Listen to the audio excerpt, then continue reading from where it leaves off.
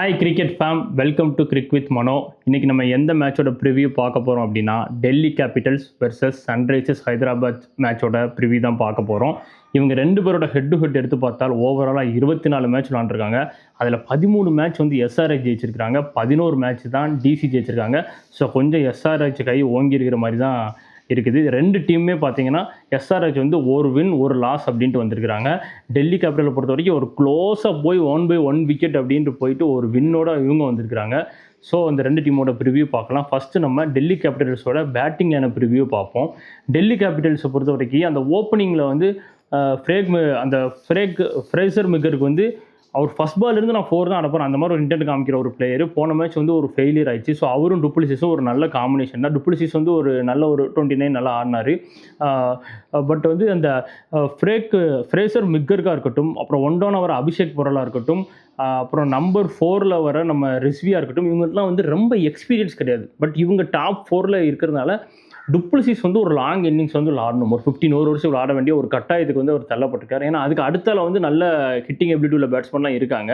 So இவங்களாம் youngsters வந்து இப்படி அப்படி அப்படிங்கிற மாதிரி பிளேயர். அபிஷேக் பொரல்லாம் போன சீசன் வந்து அவருக்கு சூப்பராகவே இருந்துச்சு. ஸோ இந்த மேட்ச் வந்து அவர் கண்டிப்பாக கம்பேக் கொடுப்பாருன்னு தான் நினைக்கிறேன். அவராக இருக்கட்டும், ஃப்ரேசராக இருக்கட்டும். ஏன்னா பெரிய லெவலில் வந்து அச்சுறுத்துற லெவலுக்கு எஸ்ஆர்ஹெச் பவுலிங் வந்து கிடையாது.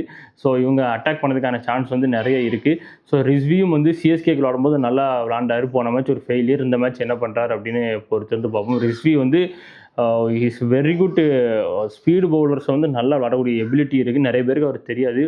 அசால்ட்டாக வந்து ஸ்வீப்லாம் ஆடுவார் ஸ்பீடு பவுலர். அவரோட பழைய வீடியோஸ்லாம் எடுத்து பாருங்கள்.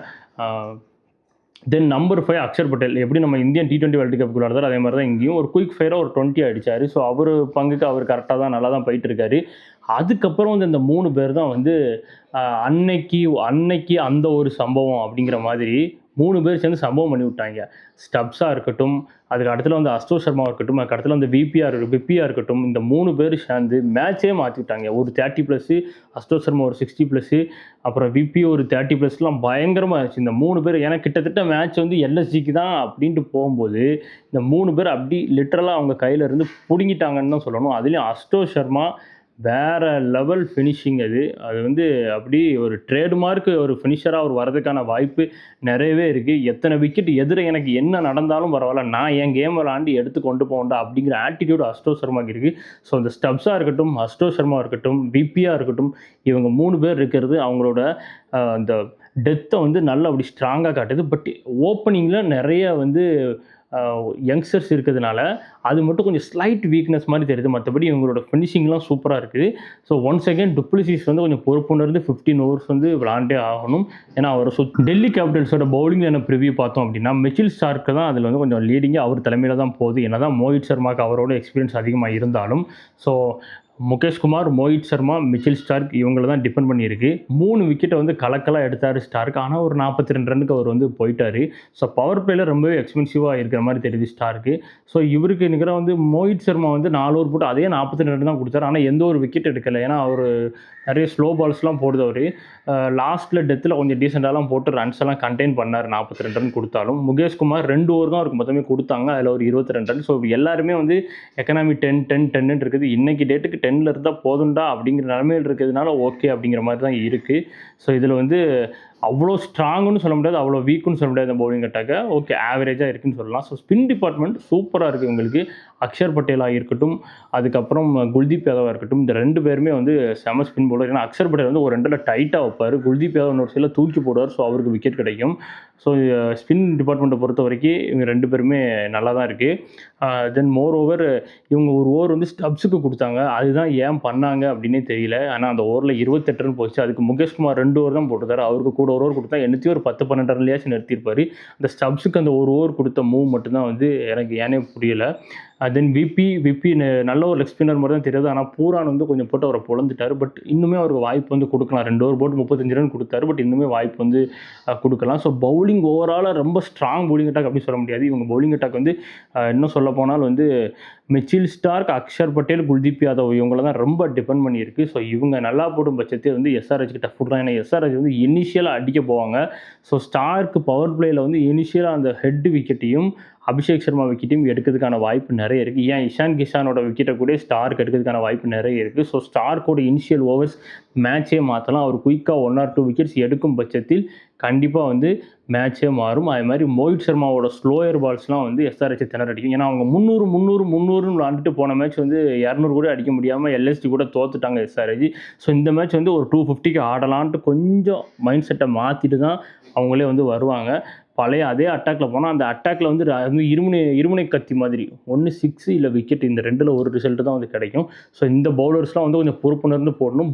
பவுலிங் வந்து ஓஹோ கிடையாது, பட் மொக்கையும் கிடையாது. ஒரு அபோவ் ஆவரேஜ் பவுலிங் அட்டாக் தான் வந்து நம்ம டெல்லி கேபிட்டல்ஸ் டீமுக்கு இருக்குது. இதுதான் டெல்லி கேபிட்டல்ஸ் டீமோட பவுலிங் லைனப் ப்ரிவ்யூ. நெக்ஸ்ட் நம்ம எஸ்ஆர்ஹெச் டீமோட பேட்டிங் லைனப் ரிவ்யூ பார்ப்போம். எஸ்ஆர்ஹெச் டீமை பொறுத்த வரைக்கும் அவங்களோட நோக்கமே பார்த்தீங்கன்னா ஒரு 250 300 தான் நாங்கள் ஃபஸ்ட் பேட்டிங் வந்து அடிப்போம் அப்படிங்கிறதுல இருக்கிறாங்க. ஸோ அவங்களோட மைண்ட் செட்டுக்கு சேஸ் பண்ண தான் இந்த மேட்ச் விரும்புவாங்க.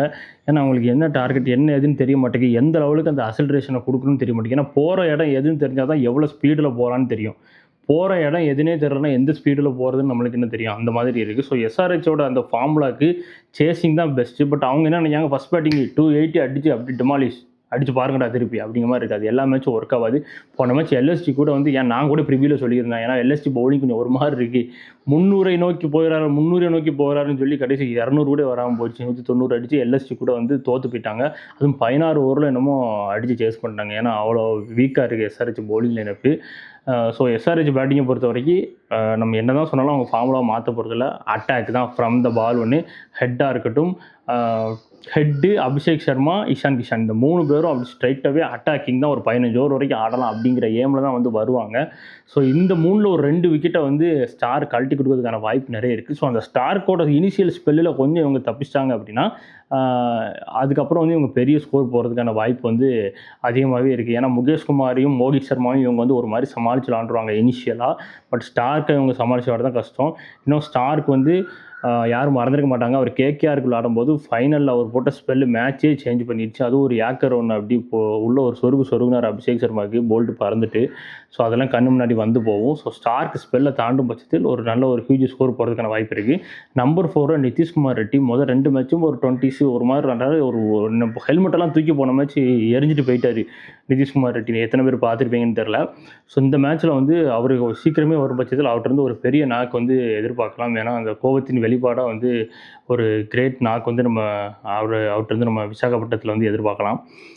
தென் நம்பர் 5 வந்து கிளாசன் ஒரு டீசென்ட் ஃபார்மில் தான் இருக்கார். ஒரு டீசென்ட் 30 ஃபார்மில் தான் இருக்கார். அவரும் அவரோட வேலையை வந்து கரெக்டாக தான் பண்ணிகிட்டு இருக்காரு. ஸோ இந்த மேட்சும் அவர் ஒரு 12 அல்ல 13 ஓவர்ஸ் எல்லாம் உள்ளே வந்தார்னா ஒரு பிளாஸ்டிங்கான ஒரு ஃபினிஷிங் கொடுக்கறதுக்கான வாய்ப்பு நிறையவே இருக்குது. மோரோவர் அதுக்கு அடுத்தால வர அங்கித் வர்மா இருக்கட்டும், நான் யாருக்குமே சொல்லியிருந்தேன் அவர் நல்ல ஒரு ஹிட்டிங் எபிலிட்டி உண்டு. ஏன்னா போன மேட்ச் அவர் அடித்த அந்த 5 6 30 ரனில் 30 சம்திங் ரனில் 5 6 தான் 190 அவங்கள கொண்டு போச்சு. இல்லைனா எல்எஸ்டி கூட 190 கூட எஸ்ஆர்ஹெச் வந்திருக்காது. ஸோ அதுக்கப்புறம் அபினவ் மனோகர் அவர் இன்னும் அவரோட ஆட்டத்தை அவர் காட்டலையோன்னு எனக்கு ஒரு பர்டிகுலர் ஃபீல் இருக்குது. ஸோ இனி வரும் மேட்ச்சில் காட்டார் பார்ப்போம். அவரும் ஒரு நல்ல ஒரு ஹிட்டிங் எபிலிட்டி இருக்கிற ஒரு பிளேயர் தான். அதுக்கப்புறம் பேட் கமின்ஸ் வேறு நம்ம வந்து ஒன்லி பவுலிங்கில் மட்டும் சேர்க்க முடியாது, பேட்டிங்கில் ஒரு குரூஷியல் ரோல் பண்ணக்கூடிய எபிலிட்டி இவருக்கு இருக்குது. பட் இவரு பேட்டிங்க்கு வர லெவலுக்கு இவங்க விளாண்டாங்க அப்படின்னா கொஞ்சம் மோசமான நிலைமையில தான் எஸ்ஆர்ஹெச் இருக்குதுன்னு நான் சொல்லுவேன். ஸோ பிளாஸ்ட்டு அந்த மாதிரி தான். பிளாஸ்ட் தான் from the ball 1 to from the ball 1 to 120 வரைக்கும் பிளாஸ்ட் அப்படிங்கிற ஒரே ஃபார்முலாவை வச்சுருக்கிற நம்ம எஸ்ஆர்ஹெச்சுக்கு பவுலிங் வந்து பெரிய லெவலில் இல்லை. அப்படிங்கும்போது ஃபஸ்ட் பேட்டிங் வந்தால் நான் கண்டிப்பாக 250க்கு மேலே அடித்து ஆகணுங்கிற கட்டாயத்துக்கு தள்ளப்படுறாங்க. அதனால் அவங்க சேஸ் எடுக்க தான் விரும்புவாங்க. சேஸ் எடுக்கிறது தான் அவங்களுக்கு பெஸ்ட்டாகவும் இருக்கும். எஸ்ஆர்ஹெச்சோட பவுலிங் என்ன ப்ரிவியூ பார்த்தோம் அப்படின்னா அவங்க ரொம்ப பேஸ் பவுலிங்கை டிபெண்ட் பண்ணி தான் இருக்கிற மாதிரி தெரியுது. ஏன்னா 4 பேசர்ஸ் ஃப்ரண்ட் லைன் பேசர்ஸ் 4 பேர் வச்சுருக்காங்க. கம்மின்ஸாக இருக்கட்டும், ஷமியாக இருக்கட்டும், சிம்ரஜித் சிங்காக இருக்கட்டும், ஹர்ஷல் பட்டேலாக இருக்கட்டும், இந்த 4 பேரை நம்பி தான் இருக்காங்க. இதில் சிம்ரஜித் சிங்கை நம்ம யாருக்குமே சொல்லியிருந்தோம் 3 ஓவருக்கு மேலே 40 ரனுக்கு மேலே கொடுத்துருந்தாரு எக்ஸ்பென்சிவ். இந்த மேட்ச் அப்படியா அதே மாதிரி திருப்பி பண்ணுற மாதிரி வருவேன் 14 ரன் கொடுப்பேன் ரிப்பீட்டு அப்படிங்கிற மாதிரி 2 ஓவர் போட்டு 28 ரன் கொடுத்து வச்சிருக்காரு நம்ம சிம்ரஜித் சிங். பேட் கமின்ஸும் மேட்ச்சில் 4 ஓவருக்கு 60 கொடுத்தாரு. இந்த மேட்ச்சில் ஒரு டீசென்ட் கம்பேக்கு 3 ஓவர் போட்டு 29 ரன் கொடுத்து 2 விக்கெட் எடுத்திருந்தார். ஷமி 1 விக்கெட் எடுத்தாலும் ஒரு 30+ வந்து அவர் போயிருக்காரு. ஹர்ஷல் பட்டேலுமே வந்து ஒரு போன மேட்ச் லெவலுக்கு இந்த மேட்ச் வந்து அவர் பவுலிங் போடலை.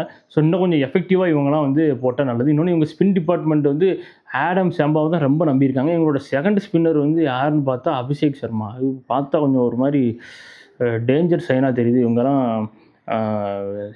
சென்னைக்கு விளையாட போனால் என்ன பண்ணுவாங்க அப்படின்னு சொல்லிட்டு எனக்கு தெரியலை. ஏன்னா செகண்ட் ஸ்பின்னரே அபிஷேக் சர்மானா ஸ்பின் டிபார்ட்மெண்ட் வந்து வீக்காக இருக்கிற மாதிரி தான் இருக்குது. பேஸ் பவுலர்ஸும் அதுவும் ஷமி வந்து அந்த பழைய ஃபார்மில் இல்லாத இன்ஜுரிக்கு அப்புறம் அவர் அந்த பழைய ஃபார்மில் இல்லை. அது வந்து இவங்களுக்கு ஒரு பாதிப்பை ஏற்படுத்துது. ஏன்னா ஷமிலாம் வந்து எல்லா மேட்சும் 2 விக்கெட் 3 விக்கெட் 4 விக்கெட் எடுத்து கொடுப்பாரு. அது இவங்களுக்கு ஒரு பெரிய ஒரு ட்ராபேக்காக இருக்குது.